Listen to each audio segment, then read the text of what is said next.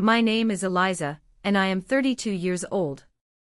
I am a senior interior architect at a prestigious firm in Albuquerque, New Mexico. On paper, I am the definition of the American dream. I drive a reliable German sedan, I have a healthy 401k, and my colleagues look at me with respect when I walk into a boardroom. But 2 days before Thanksgiving, as I sat at my mahogany desk staring at the dual monitors glowing in the dim office light, I didn't feel like a successful architect. I felt like a debit card with a pulse. It was 2 o'clock in the morning. The office was silent, save for the hum of the commercial HVAC system, and the cleaning crew vacuuming down the hall. I should have been focusing on the blueprints for the new boutique hotel downtown, a project that was the final hurdle for my next promotion and a significant increase in salary. Instead, I was staring at my banking app on my phone, scrolling through a list of transactions that made my stomach turn. $400 to Dr. Henderson, dermatology. That was for my mother, Linda. She had convinced herself that her age spots were a medical emergency that required immediate laser treatment, not something covered by insurance. $150 to Uber. That was for my sister, Jessica. She didn't drive because she claimed being behind the wheel gave her sensory overload anxiety, so I paid for her to be chauffeured around Santa Fe like royalty. $200 for groceries at Whole Foods. I knew for a fact that my parents, Robert and Linda, didn't shop at Whole Foods for essentials like milk or bread. That charge was likely for imported cheese, truffle oil, and organic wine. I rubbed my temples, trying to massage away the migraine that had been living behind my eyes for a decade. My phone buzzed on the hard surface of the desk, vibrating like an angry hornet. It was a text from my dad, Robert. Don't forget the wine for Thursday. Jessica likes that French one, the Chateauneuf du Pape. It's about $80 a bottle. Get 3. I stared at the screen until the pixels blurred. $80 a bottle. $240 total. That was 3 hours of my billable time. I didn't even drink red wine, the tannins gave me instant headaches. But that didn't matter. In the ecosystem of my family, my preferences were irrelevant. My function was to provide. I was the infrastructure, invisible, essential, and only noticed when I malfunctioned. The heavy glass door to my office creaked open. It was Mark, my fiancé of 3 years. He was holding 2 cardboard cups of coffee, his hair messy from sleep, his eyes filled with a concern that made my chest ache. He had driven down to the office to sit with me while I pulled this all-nighter, just so I wouldn't be alone in the empty building. Hey, he whispered, setting the coffee down on a coaster, careful not to disturb my blueprints. You okay? You've been staring at that phone for 10 minutes like it's a bomb. I turned the screen over, face down. Just Dad. Reminding me about the wine for Thanksgiving. Mark sighed, pulling a Herman Miller chair up next to me. He was a structural engineer, a man of logic, steel beams, and load-bearing walls. He didn't understand the warped physics of my family dynamic, where gravity pulled only in one direction, away from me and toward them. Eliza, you know you don't have to buy it, right? You're already paying their mortgage this month. Again. I know, I said, my voice sounding hollow in the large room. But if I don't, Mom will sigh all through dinner, Dad will make comments about how I'm cheap and corporate, and Jessica will roll her eyes and post something passive-aggressive on Instagram. It's easier to just pay the $240 than to deal with the emotional tax.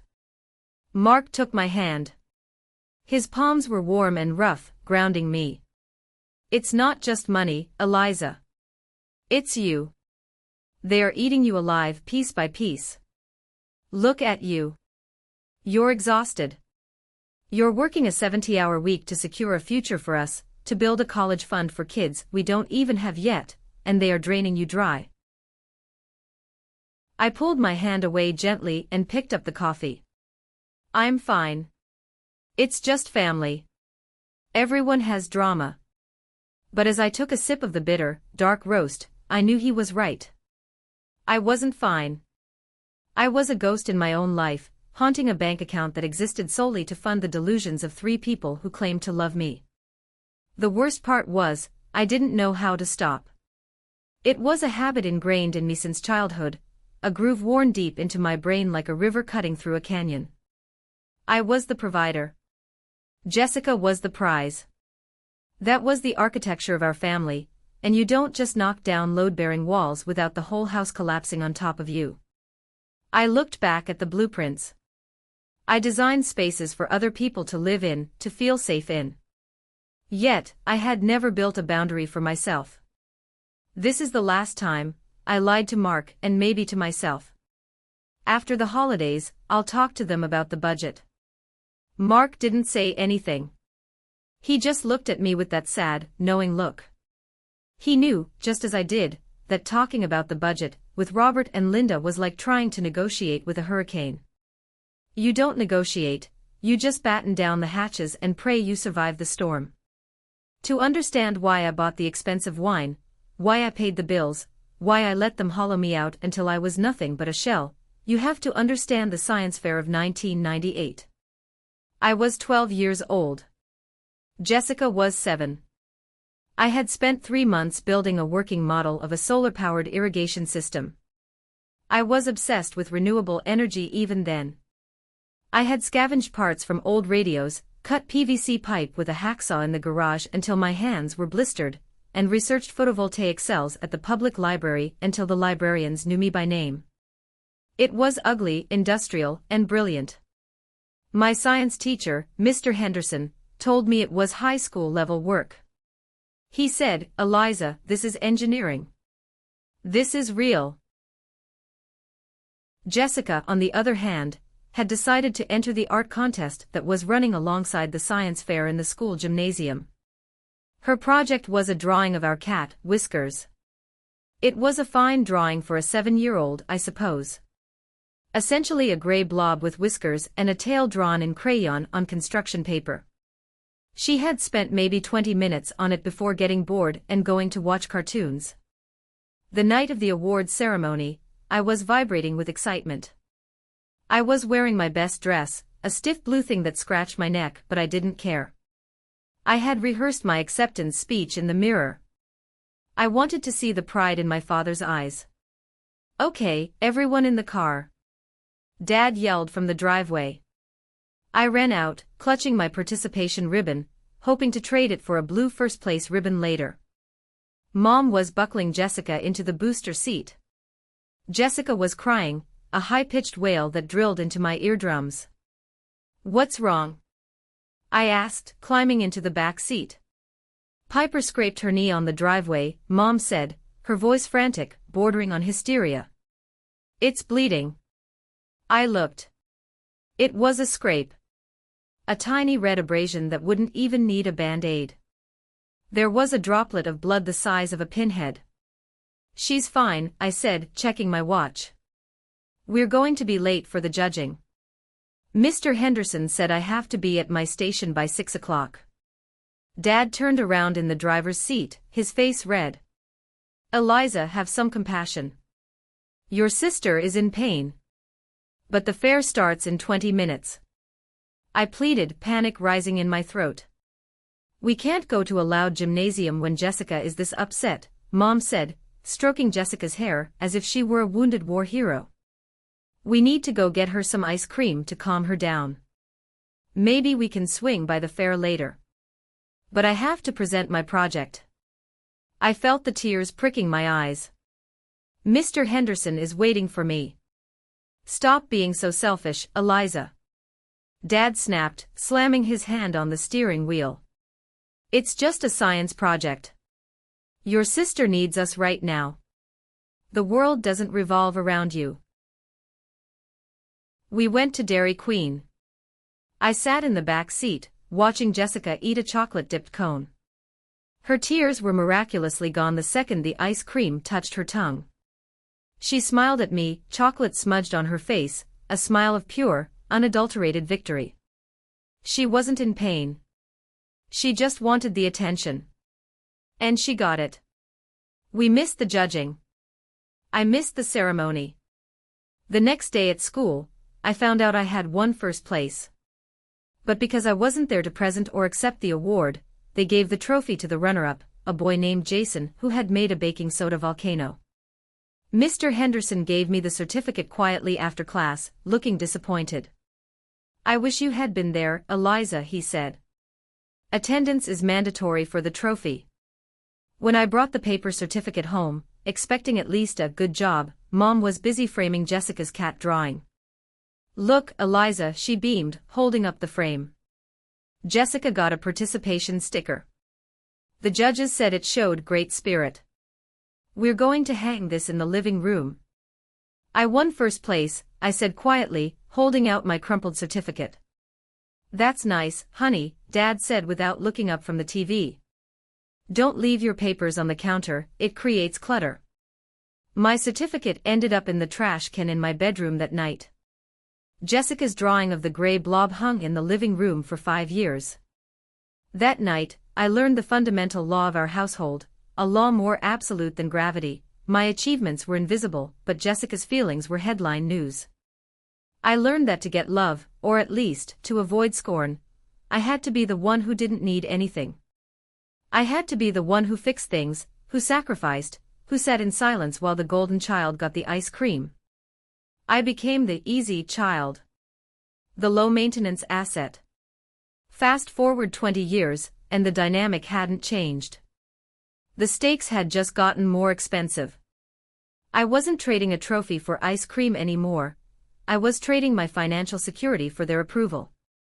And just like that night in the car, I was realizing that no matter how hard I worked, no matter how much I achieved, we would always be driving to Dairy Queen for Jessica. The drive from Albuquerque to Santa Fe on Thanksgiving Day is usually breathtaking. The high desert light hits the Sangre de Cristo Mountains, turning them a blood red that gave them their name. But as Mark drove my SUV up I-25, I couldn't see the beauty. I only felt the nausea rising in my throat. In the trunk, 3 bottles of $80 Chateauneuf du Pape clinked together every time we hit a bump. The sound was like a mocking laugh. Clink clink. "You're a sucker." Clink clink. "You don't have to stay the whole time," Mark said, glancing at me. "We can eat, say hi, and leave. Fake a headache. I'll back you up." "I can't," I said, looking out the window at the sagebrush blurring by. "If I leave early, I'll never hear the end of it. It's just 4 hours. I can survive 4 hours." We pulled into the gravel driveway. The house was a sprawling adobe-style ranch that my parents had bought in the 80s. It looked charming from the outside, with strings of dried chili peppers (ristras) hanging by the door, but I knew the rot inside. The mortgage was underwater, the roof needed repairs I had paid for but hadn't happened, and the tension in the air was thick enough to choke a horse. We walked in. The smell hit me first: roast turkey, sage stuffing, and the faint, underlying scent of turpentine that always lingered because of the art studio Dad had set up in the garage for his hobbies. Dad was in his recliner, watching football. He didn't look up. "Did you bring the wine?" was his greeting. "Happy Thanksgiving to you too, Dad," I said, setting the heavy bag on the granite counter. "Yes, the wine is here." "Good. Put it on the breather. Jessica says it needs to breathe for an hour to open up the bouquet." Mom bustled out of the kitchen, wiping her hands on a towel. She looked frail, her face lined with stress that she covered with too much foundation. "Eliza, finally. You're late." "We're on time, Mom. It's 2 o'clock. Well, the oven timer is broken and I can't figure out the meat thermometer. Here." She thrust an apron at me. "It wasn't a request. Take over the turkey and the gravy needs stirring. Mark, you can sit in the living room. Don't distract Eliza." Mark opened his mouth to protest, to offer help, but I shot him a look. "Don't engage." He nodded tightly and went to the living room, sitting on the edge of the sofa like a guest in a hostile waiting room. I tied the apron around my waist. The fabric smelled like my childhood, stale grease and expectations. I walked into the kitchen and started working. This was the routine. I arrived, I worked, I paid, I left. As I was basting the turkey, trying to salvage the dry breast meat, I noticed the window treatments in the dining room. Heavy velvet drapes in a deep, rich ochre color. They were new. Custom made. I knew enough about interior design and textiles to know these cost at least $200 a panel. There were 6 panels in the dining room alone. "Mom," I called out, trying to keep my voice casual. "When did you get the new curtains?" "Oh, last week." Mom shouted from the living room. Jessica picked them out. "Aren't they gorgeous?" She has such an eye for color. I did the mental math instantly. $1,200 for curtains. Last week, I had transferred an extra $500 to their account because Mom claimed the water heater needed a specific repair part, or they would have no hot water for the holiday. "I thought the water heater was broken," I said, walking into the living room, the basting spoon still in my hand. "I sent you money for the repair." It was making a noise," Mom stammered, avoiding my eyes. "Your father fixed it with a wrench. So we decided to use the money to spruce up the dining room." Jessica said the old blinds were depressing her creativity. My hand gripped the spoon so hard my knuckles turned white. They lied. They lied to get money for luxury curtains, while I was eating frozen dinners to save for my upcoming wedding. The heat from the open oven blasted my face, but I felt cold. Ice cold. It was 3:30 when the front door opened. A gust of cold November wind blew in, followed by Jessica. She didn't just walk in, she made an entrance. She was wearing a camel-colored cashmere coat that looked brand new, oversized sunglasses, and leather boots that clicked on the saltillo tile. On her arm was a handbag. A white, pristine designer handbag. I froze. I knew that bag. It was a Chanel. Even a good replica cost $500. The real thing was thousands. "Happy Turkey Day, peasants," Jessica announced, dropping her keys on the entry table. She floated into the living room and kissed Dad on the cheek. He actually muted the TV. "There's my girl," Dad beamed. His voice had a warmth in it that I hadn't heard directed at me in 20 years. "How are you feeling? Did the retreat help?" "Oh my God, Dad, it was life-changing," Jessica sighed, draping herself onto the sofa. "Sedona is the energy vortexes are powerful. I feel like my chakras are finally aligned." I stood in the kitchen doorway, holding a gravy boat, feeling like the help. "You went to Sedona?" I asked. Jessica looked at me over her sunglasses. "Hi to you too, Eliza."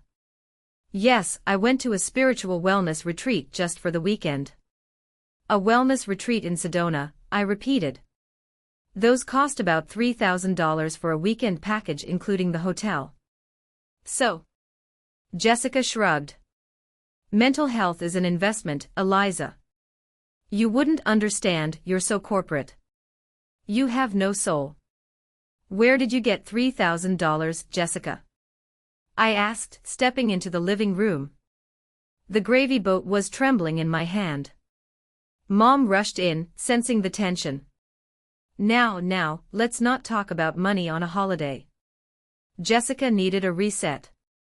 She's been so stressed with her art blocks. "Stressed?" I laughed, a harsh, dry sound. "She doesn't have a job, Mom. She lives in your basement. I'm the one working 70-hour weeks." "Where did the money come from?" Dad stood up. "I gave it to her, Eliza." "Drop it." "You gave it to her," I said, connecting the dots. "I sent you $3,000 last month. You said the roof was leaking. You said there was mold in the attic and you needed immediate remediation, or the house would be condemned." The room went silent. Mark stood up from the couch, moving to stand behind me, a silent wall of support. "The roof was a concern," Dad muttered, crossing his arms. "But we patched it ourselves." Your sister was in crisis. She was depressed. We had to prioritize. You prioritized a spa weekend over honesty. I felt a ringing in my ears. I took that money out of my emergency fund. That was $3,000 I saved for 6 months. And you gave it to her to get her chakras aligned. Don't be jealous, Eliza, Jessica said, inspecting her manicure. It's ugly.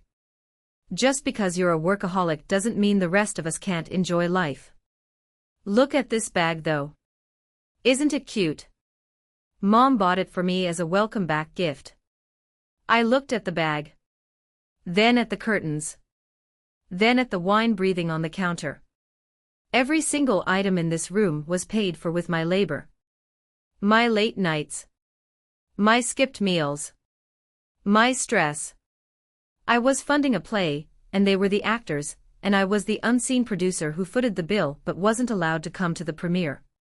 Dinner is served, Mom squeaked, her voice an octave higher than usual, trying desperately to pave over the cracked foundation of the evening. Let's all sit down. The turkey looks dry if we wait. I didn't move for a long moment. I looked at Mark. He gave me a tiny nod, his eyes hard. It's time. We sat at the dining table. The new velvet curtains loomed over us like funeral shrouds. Dad sat at the head, Mom at the foot. Jessica and I sat across from each other. Mark sat next to me, his knee pressing against mine under the table, a physical anchor in a storm. Dad carved the turkey. He put the biggest slice, the white meat, onto Jessica's plate. He put a wing and a drumstick on mine. Dark meat is cheaper, he had always joked when I was a kid. He wasn't joking now. It was just habit. A reflex of value assignment. Jessica poured herself a glass of the $80 wine. She took a sip, swished it around in her mouth like a sommelier, and grimaced. It's a little tannic. Maybe we should have decanted it longer. That was it. The thread snapped. I paid for that wine, I said. My voice was quiet, steady. It didn't sound like my voice. It sounded like a judge reading a verdict. I paid for the curtains behind you. I paid for the roof that didn't get fixed. I paid for the spa trip. Dad slammed his fork down. The clatter echoed off the adobe walls. Enough, Eliza. I am sick of you counting pennies. You do well. You have a fancy job. We are family. You help family. That is the rule. I am not helping, I said, looking him dead in the eye. I am enabling. There is a difference. Jessica is 26 years old. She is able-bodied. Why am I paying for her lifestyle? Because you can. Jessica shouted, wine sloshing in her glass. Because you have no kids and no life. What else are you going to spend it on? Beige pantsuits. I have vision, Eliza. I have potential. I just need support. I want to buy a house, Jessica. My own house. Selfish, Mom whispered into her napkin. So selfish. We raised you better than this. Dad leaned forward. His face was purple with rage. He pointed a steak knife at me, not threateningly, but instructively, like he was teaching a lesson to a slow student. Listen to me, Eliza, he growled. You were born with a thick skin. Your sister was born sensitive. That is how God made you. Your role is to work to provide stability. Her role is to bring beauty, to enjoy life. You are the mule. She is the racehorse. Simple as that. You fund her lifestyle while you suffer the burden. That is the natural order. If you don't like it, there is the door. The words hung in the air. You are the mule. She is the racehorse. It was the most honest thing he had ever said to me. He admitted it. He didn't love me for me. He loved my utility. I was a tool. An appliance. Like a refrigerator or a lawnmower. If I stopped working, I was useless to him. I looked at the dry turkey on my plate. I looked at Jessica smirking behind her wine glass. I looked at Mom weeping silently to manipulate the mood. Something in my chest uncoiled. It wasn't anger anymore. It was clarity. Beautiful, cold clarity. The kind of clarity you get when you survive a car crash and walk away without a scratch. I stood up. "Sit down, Eliza," Dad commanded. "No," I said. I reached into my purse. I pulled out my phone. I unlocked it and opened my banking app. "What are you doing?" Jessica asked, her smirk faltering. "I'm accepting your terms," I said. "You said if I don't like it I should leave." "Well, I don't like it." I tapped the screen. Scheduled transfers, monthly mortgage assistance, delete. Confirm. I held the phone up so they could see. I just canceled the monthly transfer. I tapped again. Joint account, remove user, confirm. And I just removed myself from the joint account. "The credit card you used for the spa," I said, looking at Jessica. "It's in my name. I authorized you as a user for emergencies." I tapped freeze card. "I'm freezing it right now. And I'll be reporting it lost tomorrow to get a new number." "You can't do that." Mom shrieked, standing up, knocking her chair over. "We have bills due next week. The electric. The water." "Not my problem," I said. "I'm the mule, remember? The mule just quit. Good luck plowing the field with the racehorse." I grabbed my purse. "Mark, let's go." Mark was already standing, holding my coat. He looked at my father and said one word, "Disgraceful." We walked to the heavy wooden door. "If you walk out that door, Eliza, don't you dare come back." Dad roared, standing up.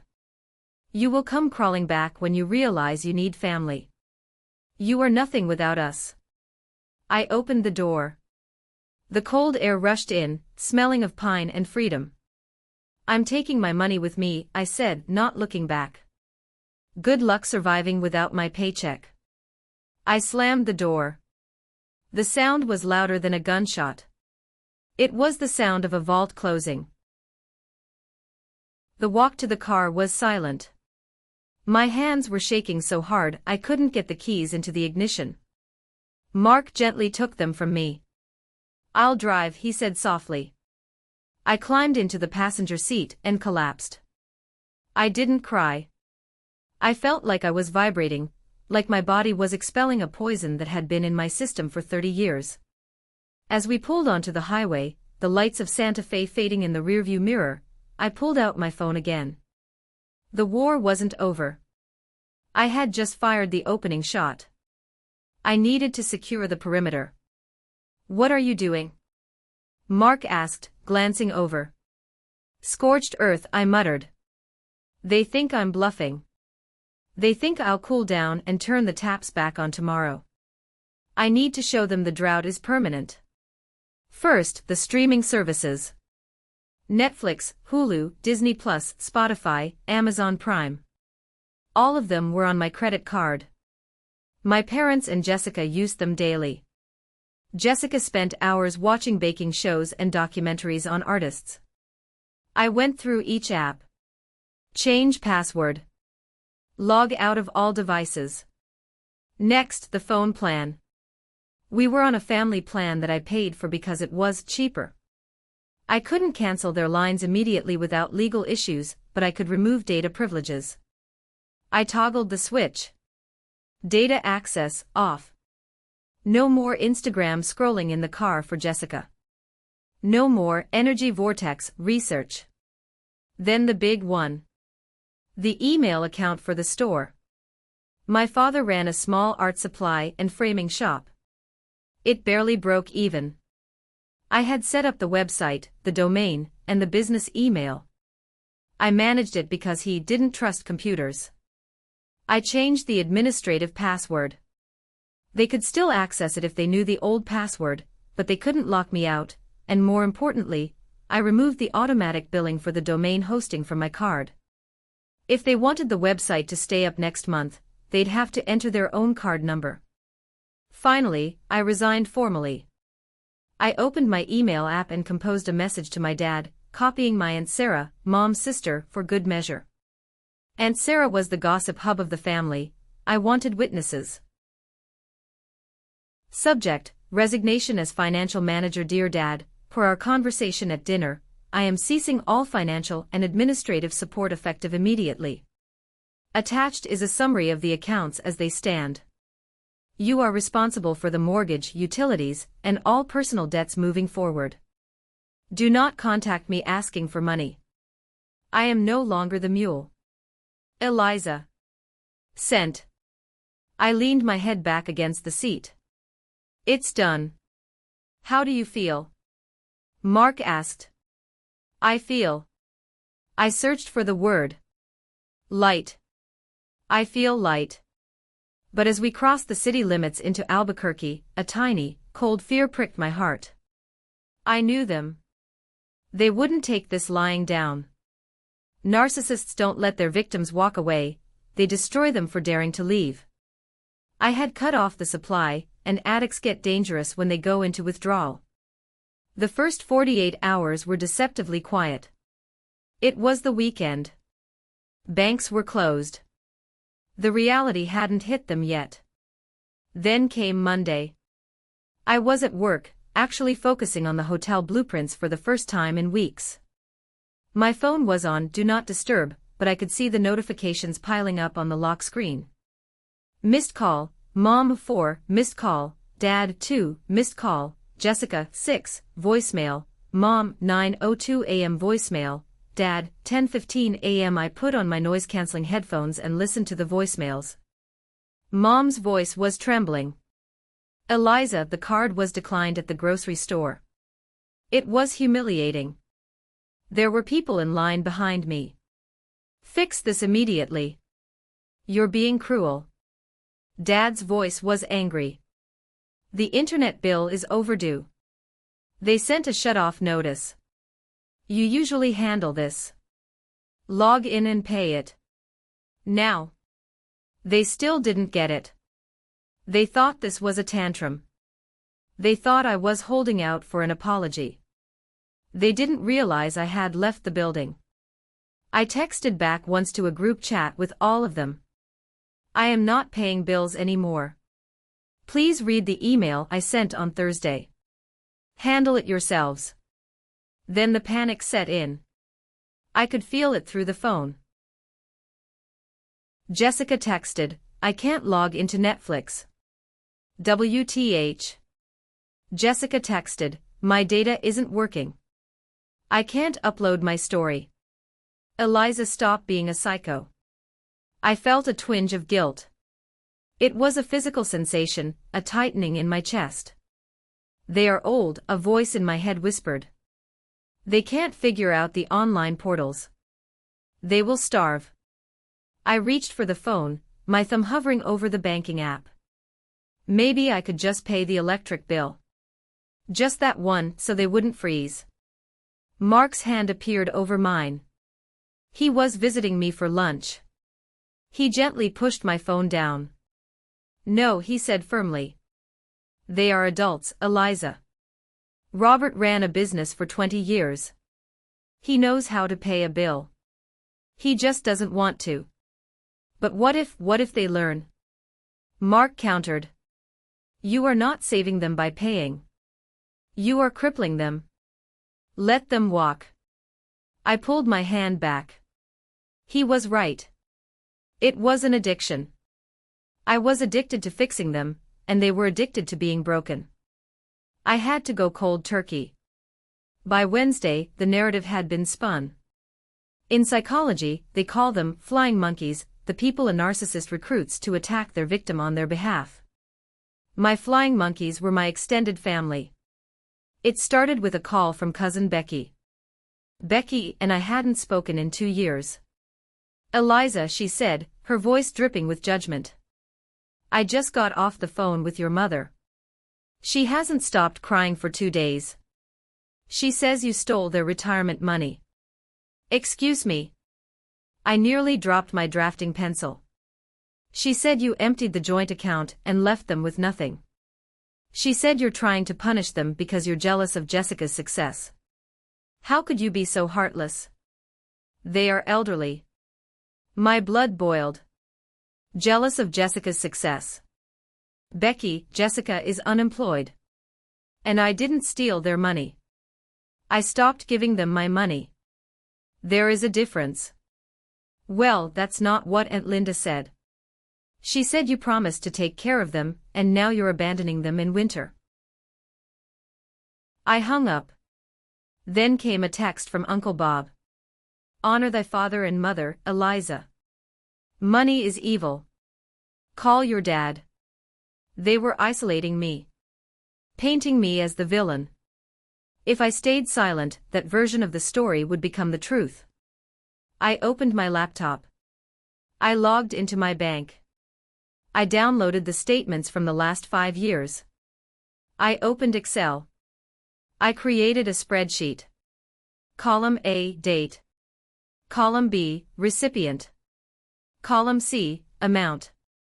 Column D, note, mortgage, car payment, gallery bailout, medical expenses. I highlighted every transfer to my parents. Every bill paid. The car payments for Jessica. The gallery bailout. The loans that were never repaid. The total sum at the bottom of the spreadsheet was staggering. $124,000. That was a house. That was my freedom. I took a screenshot. I opened Facebook. I went to the private family group chat which included all the aunts, uncles, and cousins, including Becky and Bob. I posted the image. Caption: since there seems to be some confusion about the financial situation, here are the receipts. I have given my parents $124,000 over the last 5 years. I have not received a dime. I am not stealing from them, I am simply stopping the donations. Please do not contact me about this again, unless you are offering to pay their mortgage yourself. I hit post. The silence that followed was deafening. No one commented. No one liked it. But 5 minutes later, cousin Becky texted me, "Holy SHT. Is that real?" Asterisk, I didn't reply. I blocked the group. I had deployed the truth bomb. Now I just had to wait for the dust to settle. Winter came hard to Santa Fe that year. Snow buried the adobe houses, turning the city into a white, silent landscape. But inside my parents' house, I knew the noise was deafening. 2 months had passed. I hadn't spoken to them, but in a small town, news travels. And I had kept my burner phone active, just monitoring their texts without replying, collecting evidence in case I needed a restraining order. Without my inventory management, the art supply store my father ran, or pretended to run, was falling apart. I saw a review on Google Maps from a longtime customer. Used to be the best shop in town. Now shelves are empty and the owner shouted at me when I asked for a specific canvas. Sad decline. They weren't ordering stock because they didn't have the credit. Jessica was spiraling. Cut off from my credit card and the data plan, her influencer career hit a wall. She tried to pivot. She started posting videos from the basement, my old room. I watched one, hating myself for it. She looked disheveled. The lighting was bad. Guys, she cried into the camera, no makeup, hair in a messy bun. I'm being financially abused by my family. I have to sell my art to survive. She held up a canvas. It was a smear of brown and gray paint. Bidding starts at $500. The video had 300 views. 0 bids. The comments were brutal. Get a job, one user wrote. This looks like my toddler painted it, wrote another. Meanwhile, my life was quiet. Strange. I had money. My paycheck hit my account, and it stayed there. I didn't see it drain away to pay for imported cheese or designer bags. I bought a new ergonomic chair for my home office. I bought high thread count sheets. I started planning a trip to Italy with Mark, the trip I had wanted to take when I was 22, before Jessica stole that dream. But there was a heaviness to the victory. I was watching a car crash in slow motion, and the passengers were the people who raised me. One Tuesday, I was at the grocery store in Albuquerque. I turned the corner of the cereal aisle and saw a woman who looked like my mother. Same coat, same hair. I froze, my heart hammering. It wasn't her, but the panic attack that followed lasted 10 minutes. I realized then that I wasn't just angry. I was traumatized. I started therapy the next week. My therapist, Dr. Evans, told me something profound: you are grieving the parent you wanted, not the parent you had. But just as I was starting to find peace, the other shoe dropped. The text came at 3 p.m. on a Friday. It wasn't from my family. It was from Experian, the credit monitoring service. Alert, new inquiry detected. Chase Sapphire preferred. Applicant, Eliza Finley. I stared at the phone. I hadn't applied for a credit card. I logged into the portal. The application was made 10 minutes ago. The IP address was in Santa Fe. My blood ran cold. They were desperate.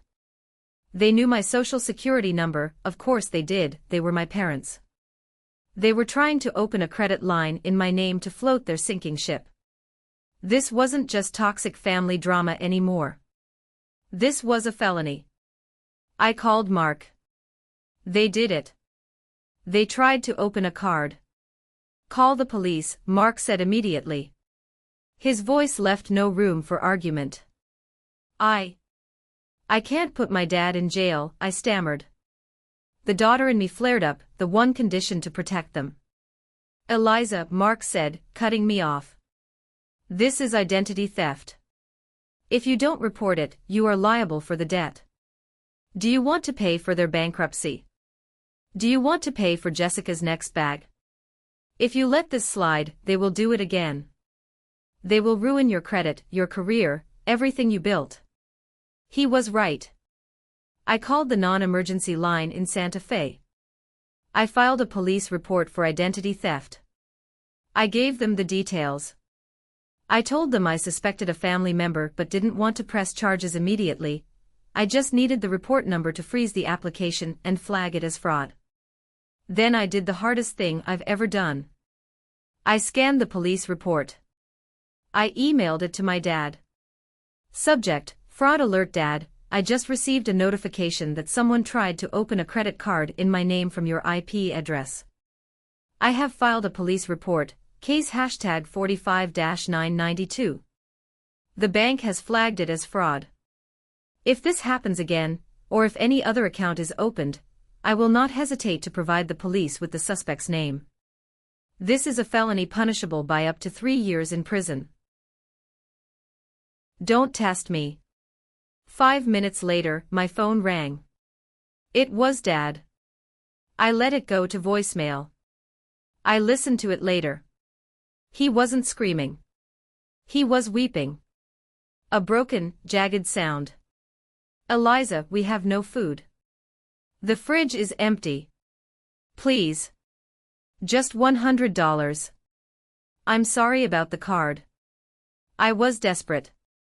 I sat on my kitchen floor and cried. I cried for the father who used to carry me on his shoulders. But I didn't send the money. I knew that if I sent $100 now, the identity theft would happen again next month. I had to be the wall, not the door. A week later, Aunt Sarah called. Not to scold me. To meet me. I'm in Albuquerque, she said. Meet me at the Starbucks on Central. I went, armed with my bank statements, ready for a fight. But when I walked in, Aunt Sarah looked tired. She was holding a manila envelope. Sit down, Eliza, she said. She slid the envelope across the table. It was a letter from the IRS. They came to me because I did their taxes in 2020, Sarah said. They are being audited. The gallery, your father wrote off personal expenses as business losses. The trips to Europe. The business dinners. The car lease for Jessica. He claimed it all. Oh my God, I whispered. How much? With penalties and interest. $52,000. I felt sick. They are underwater, Eliza, Sarah said, her voice grim. The mortgage is 3 months behind. The foreclosure notice was posted on the door yesterday. The IRS is putting a lien on the store inventory. Why are you telling me this? I asked, bracing myself. I don't have $50,000 to give him. I know, Sarah said. She reached out and touched my hand. I'm telling you so you don't blame yourself when the news breaks. I saw your Facebook post. I did the math. You kept them afloat for 5 years. You did more than any child should have to do. Tears pricked my eyes. Validation. Finally. They lied to me too, Sarah admitted. They told me you were refusing to help because you hated art. They told me you were rich and stingy. I see the truth now. They are drowning, and they tried to use you as a life raft. What's going to happen to them? I asked. They will lose the house, Sarah said matter-of-factly. They will lose the store. They will have to declare bankruptcy. It is a tragedy, but it is a tragedy of their own making. She squeezed my hand. You save yourself, honey. You get out. Build your life. Don't look back at the explosion. Walking away from that coffee shop with Aunt Sarah felt like walking out of a burning building. I had the blueprints of the disaster now. I knew exactly why the structure was collapsing, and for the first time, I knew it wasn't my fault. The structural failure was intentional. They had pulled out the supports to burn them for warmth, assuming I would always be there to hold up the roof. But knowledge is a heavy burden. Knowing they were facing a federal audit and foreclosure didn't make the silence easier, it made it terrifying. I spent the next 3 weeks in a state of hypervigilance. Every time my phone buzzed, my heart hammered against my ribs like a trapped bird. I knew the desperate measures were coming. Narcissists don't go down quietly. They don't look at a foreclosure notice and think I should downsize. They look at it and think, who can I manipulate to fix this? I didn't have to wait long. It was a Tuesday night, raining hard in Albuquerque. Mark and I were making dinner, a simple pasta dish, enjoying the quiet luxury of a drama-free evening. My phone lit up on the counter. Mom. I let it ring. Then a text. Dad collapsed. Ambulance coming. Heart. Pick up. The room spun. My fork clattered onto the floor. The no-contact rule dissolved in a bath of adrenaline. I grabbed the phone, my fingers trembling so hard I could barely slide the answer button. Mom? Is he okay? Eliza. She was screaming, the sound distorted by wind and panic. He clutched his chest. He couldn't breathe. They're taking him to St. Vincent's. You need to come now. Bring your credit card, they might need a deposit for the private room, you know he can't sleep in a ward. The mention of the credit card was like a bucket of ice water. A deposit for a private room. In an emergency ER admission. That wasn't how hospitals worked. Not for a heart attack. Mom, I said, my voice steadying. Focus. Is he conscious? Did the paramedics say it was a myocardial infarction? I don't know technical terms, Eliza. He's dying. And all you care about is, just get here. If you don't come and he dies, it's on you. It's the stress you caused him. She hung up. I stood there paralyzed. My dad was 62. He was overweight. Ideally, I should be in the car driving 80 miles an hour up I-25. Eliza? Mark asked, putting a hand on my shoulder. She said he had a heart attack, I whispered. She said I need to bring my credit card for a private room. Mark's eyes narrowed. Call the hospital. What? Call St. Vincent's. Ask for the nurses' station in the ER. Verify the admission. I did. It took 10 agonizing minutes to get through. I'm calling about a patient, Robert Finley, I told the intake nurse. My mother said he was brought in by ambulance with cardiac arrest. There was a pause. The typing of a keyboard. Ma'am, we have a Robert Finley, the nurse said, her tone professional but bored. He wasn't brought in by ambulance. He walked in. He's currently being triaged for acid reflux and a panic attack. His vitals are stable. In fact, he's arguing with the triage nurse about the wait time right now. I closed my eyes. Acid reflux. Thank you, I said. Please tell him, actually, don't tell him anything. I hung up. I didn't get in the car. I didn't rush to Santa Fe. I sat back down at the table. Well? Mark asked. Indigestion, I said. And drama. They wanted me there so they could ambush me in the waiting room. They probably thought if I saw him in a hospital gown, hooked up to a monitor, I'd sign a check to make the beeping stop. I blocked Mom's number again. That was the moment the last tether snapped. It wasn't the theft or the insults or the favoritism. It was the weaponization of death. They were willing to fake a medical emergency, to leverage my love for my father, just to get access to my wallet. It was the lowest, dirtiest play in the book. The next morning, I received an email from Jessica. It was sent to my work address, the only channel I hadn't blocked because I needed it for professional reasons. Subject: You killed him. Content: Dad is home. He survived, no thanks to you. You didn't even come.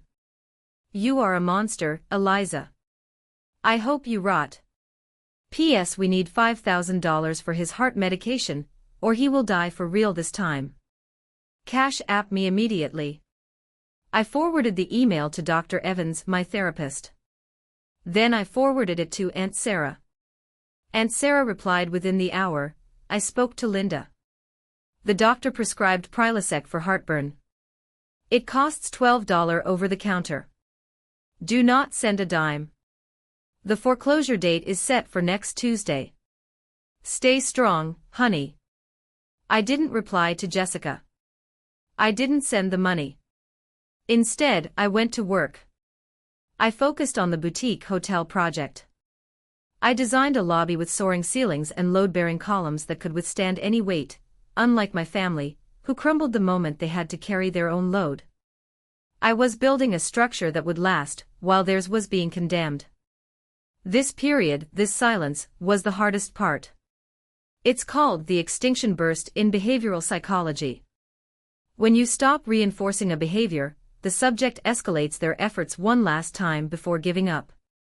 They were throwing everything at the wall: guilt, fear, shame, legal threats, hoping something would stick. But I was Teflon. I was coated in the truth, and nothing could touch me anymore. The foreclosure happened on a Tuesday, exactly as the legal notices predicted. I wasn't there, but I didn't need to be. In the age of digital information, you can watch a tragedy unfold from 100 miles away. Aunt Sarah gave me the play-by-play, her voice heavy with a mix of sadness and resignation. The sheriff's deputies arrived at 9 a.m., she told me over the phone. They gave them 10 minutes to gather essentials. Linda was screaming on the front lawn. She told the neighbors you had embezzled the family fortune, and that's why they were being kicked out. Did anyone believe her? I asked, looking out my office window at the Sandia Mountains. Eliza, everyone in town knows about the IRS audit. It was in the police blotter because of the business lien. People know Robert hasn't paid a vendor in 2 years. Nobody believed her. It was pitiful. Jessica apparently didn't handle it with grace either. According to Sarah, she locked herself in the bathroom and refused to come out until the deputies threatened to break down the door. She emerged wearing sunglasses and that same camel coat, holding her Chanel bag, live streaming the eviction. I checked Instagram. There it was. A shaky video of my childhood home, the front door open, deputies standing guard. "This is what injustice looks like," Jessica narrated, her voice cracking. "The system is broken. My sister abandoned us. We are victims of economic violence." The comments were turned off. Even she knew she couldn't spin this one. They were allowed to take 2 suitcases each. The rest, the furniture, the art supplies, the unread books, the $1,200 velvet curtains, remained inside, property of the bank now. I thought I would feel guilty. I waited for the wave of nausea, for the voice in my head to say, "You could have stopped this." But the voice didn't come. Because I couldn't have stopped it. That $52,000 tax bill was just the tip of the iceberg. The second mortgage was $100,000 deep. The credit card debt was astronomical. If I had thrown my savings into that black hole, we would just be in the same position 6 months later, except I would be homeless too. I didn't drown with them, I swam to shore. That isn't selfishness, it's survival. That night my phone rang. A number I didn't recognize. I answered. "Hello. Eliza." It was Dad. He sounded old. Defeated. He must have borrowed a phone. "We are at the Motel 6 on Cerrillos Road," he said. The fight was gone from his voice. "We have enough cash for 2 nights. After that, we don't know." There was a long silence. I could hear the hum of the ice machine in the background. "I'm sorry, Dad," I said. And I meant it. I was sorry he was suffering. I was sorry he was so broken that he destroyed his own life. "You won," he whispered. "Are you happy?" "You won." "This wasn't a competition, Dad," I said, tears finally spilling over. "It was a relationship. And you lost it a long time ago. I didn't win anything. We all lost. Can you?" He hesitated. The old pattern trying to reassert itself. "Can you just help with the deposit for an apartment? Just first and last month. We can pay the rent once I find a job." He still didn't get it. He was standing in the wreckage of his life, holding a match, asking me for more gasoline. "No, Dad," I said. "I can't. You have Social Security. Mom can work. Jessica can work. You have to figure this out. I am not the solution." "But we're family," he pleaded, his voice cracking. "I know," I said. "That's why this is so hard. Goodbye, Dad." I hung up. I blocked the number. I sat on my living room floor, in the house that I owned, the house that was paid for with honest work and discipline. Mark sat down next to me and held me while I cried. I didn't cry for the loss of the money or the house. I cried because I finally accepted that I was an orphan.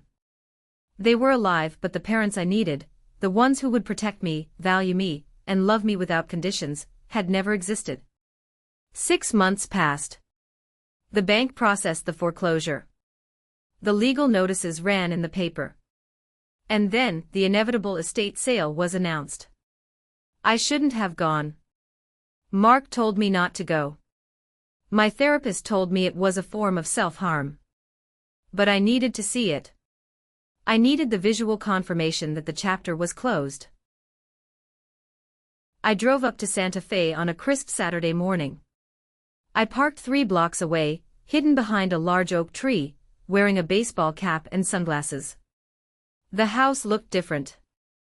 The yard was overgrown. The restauras by the door were brown and crumbling. But the front door, my childhood front door, was propped open. Strangers were walking in and out, carrying pieces of my history. I saw a man walk out with the dining room chairs. The same chairs where I had sat for Thanksgiving dinner. The same chair where I had stood up and declared, "The mule just quit." He was struggling to fit them into the back of a pickup truck. He had bought them for maybe $20 each.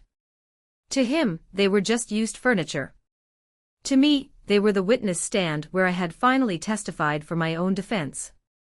I saw a woman walking out with a box of art supplies. Canvases, expensive paints, the easel Dad had bought for Jessica. She was smiling, happy with her bargain. She didn't know those paints were bought with money that should have gone to my college tuition. Then I saw them. They hadn't left town. They were there, hovering on the periphery, watching their life being sold off. Jessica was standing on the sidewalk. She wasn't wearing the camel coat, or the designer sunglasses. She was wearing gray sweatpants, and a faded hoodie. Her hair was pulled back in a messy ponytail, and she looked hard. Older. She was smoking a cigarette, watching a woman haggling over a lamp. "It's vintage," Jessica shouted at the woman, her voice raspy. "That lamp is worth $200. The buyer ignored her and walked away. Jessica kicked the dirt, muttering to herself. The racehorse had been put out to pasture, and she wasn't handling the elements well. Then I saw Dad.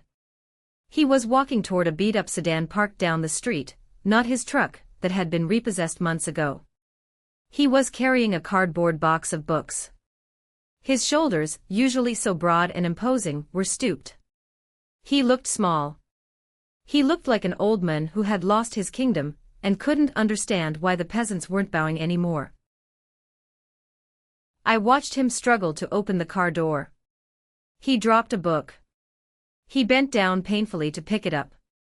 Every instinct in my body screamed at me to get out of the car. Go help him. Pick up the book. Write a check. Buy the house back. Fix it. The urge was a physical ache in my bones. It would be so easy. I had the savings now. I could swoop in like a hero, pay off the debts, move them back in, and restore the order. They would love me then, wouldn't they? They would finally see me as the savior. But then I remembered the identity theft. I remembered the fake heart attack. I remembered the phrase, "You starve so she can shine." If I saved them now, nothing would change. They would just learn that they could abuse me, commit felonies, lie about dying, and I would still rescue them. They would never learn to swim if I kept being the boat. I gripped the steering wheel until my hands hurt. "No," I whispered to the empty car. "Not today. Not ever again." I watched Dad get into the beat-up sedan. Mom was in the passenger seat, staring blankly ahead. Jessica threw her cigarette butt on the ground and climbed into the back. They drove away.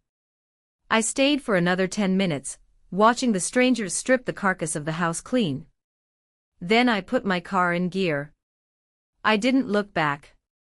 I drove toward the highway, toward Albuquerque, toward Mark, toward my life. Leaving them to the consequences of their own actions was the most painful, loving thing I could do. It was the only way to break the cycle. I wasn't abandoning them, I was returning them to reality. And reality, unlike me, doesn't accept excuses or IOUs. 8 months have passed since that Thanksgiving. Life has settled into a new rhythm. A quiet, peaceful rhythm that I never knew was possible. Mark and I bought a house. Not a mansion, not a sprawling adobe ranch, but a beautiful mid-century modern home in the foothills of Albuquerque. It has big windows that let in the light, and a studio for me. We are getting married in the spring. We are paying for the wedding ourselves in cash. No debt. No strings attached. I heard through Aunt Sarah where they ended up. My parents are living in a one-bedroom apartment near the rail yard in Santa Fe. It's subsidized housing for seniors. It's small, cramped, and far from the luxury they felt entitled to, but it's a roof over their heads. Dad got a job. The man who thought he was too good to manage his own inventory, who thought service was beneath him, is now a greeter at Walmart. He stands at the door, wearing a blue vest, saying, "Welcome to Walmart to strangers for minimum wage." Aunt Sarah says he hates it, but he shows up. He has to. He needs the money to buy food. Mom paints small watercolor postcards, actual landscapes, not abstract blobs, and sells them at the weekend farmers market. She makes maybe $50 a week. Aunt Sarah says she actually seems happier. She has to work for the first time in her life, and it gave her a sense of purpose that playing the victim never did. And Jessica? The golden child. She works at a coffee shop. A Starbucks. She wears a green apron and a visor. She has to be polite to customers. She has to make lattes and clean up spills. She lives with 3 roommates in a cramped apartment on the south side of town. Aunt Sarah says Jessica complains constantly, blaming the economy, the government, and me for her downfall. But she shows up. She pays her own rent. She is learning, at 27, what most of us learned at 18. The world doesn't care if you think you're special. It only cares what you contribute. Last week, I was in Santa Fe for a client meeting. I stopped at a grocery store to grab a bottle of water. As I was walking down the canned soup aisle, I saw them. Dad and Mom. They were looking at the Campbell's soup. Dad was holding a coupon, squinting at the price tag on the shelf. Mom was holding a basket with a loaf of store-brand bread and a carton of eggs. They looked frail. They looked tired. Their clothes were clean but worn. I froze. My heart did that familiar gallop, but I didn't run. Dad looked up. He sensed eyes on him. He saw me. I stood there in my tailored blazer, holding my car keys and my expensive water. He stood there in his Walmart vest, holding a coupon for 50 cents off. I expected anger. I expected him to scream, to cause a scene, to demand I pay for the groceries. Instead, he looked at me with a strange expression. It wasn't hatred. It was shame. Deep, crushing shame. And beneath that, resignation. He looked at the woman he had called a mule, and he saw that the mule was free, healthy, and thriving, while the masters were starving. He didn't wave. He didn't approach. He just nodded. A tiny, almost imperceptible dip of his chin. Acknowledging my presence. Acknowledging my boundary. Then he turned back to the soup. I nodded back. I walked to the register, paid for my water, and walked out into the sunshine. People ask me if I regret it. If I regret leaving my family behind. Sometimes, late at night, I do. I mourn the family I should have had. I mourn the Christmas mornings we won't share. I mourn the fact that my children, if I have them, won't know their grandparents. It's a phantom limb pain, an ache for a part of me that had to be amputated to save the body. But then I look at my bank account. It's healthy. I look at my relationship with Mark. It's balanced, respectful, equal. I look at myself in the mirror, and the dark circles under my eyes are gone. The migraine that lived behind my eyes for a decade has vanished. I realized that leaving wasn't about geography. It wasn't about driving away from the house. It was about leaving the role they had assigned me. I resigned from being the scapegoat. I resigned from being the ATM. And by doing that, I forced them to resign from being the parasites. Dad is working. Mom is painting. Jessica is learning the value of $1. In a strange, twisted way, my leaving was the best thing that ever happened to them. It forced them to grow up, 30 years too late. I saved myself, and in doing so, I stopped participating in their destruction. So here is my question to you. I saw my 62-year-old father pushing carts in the rain the other day. A part of me wanted to pull over and help. But then I remembered him telling me I existed only to serve my sister. I drove past. Am I wrong for finally letting them handle their own bills? Or did they just finally get the invoice for 30 years of favoritism? Thank you so much for listening to my story. It wasn't easy to share, but it felt necessary. If you think I did the right thing, hit that like button. If you think I'm heartless, let me know in the comments. I can take it, I've survived worse. And please comment with the letter A if you've listened all the way to the end. It tells me you're a deep thinker, someone who values the whole truth. If you believe in breaking generational curses, subscribe to the channel. I'll see you in the next video.